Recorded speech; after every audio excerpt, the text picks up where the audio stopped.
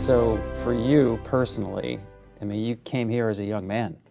You've pretty much dedicated your adult life, most of it anyway, to Seton Hall Prep and the work and service you've given the school.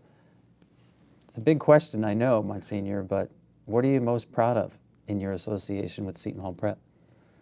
Well, the fact that we've maintained the name of Seton Hall Prep, and we've been a good role model for the community.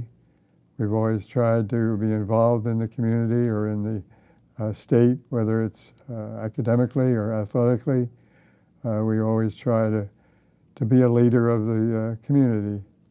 And so that would certainly be what I would like to see continue for the prep. You know, I must tell you, I brought some pictures here. Right. You want to take a look at them with me? All right, sure. It may bring back some stories and memories.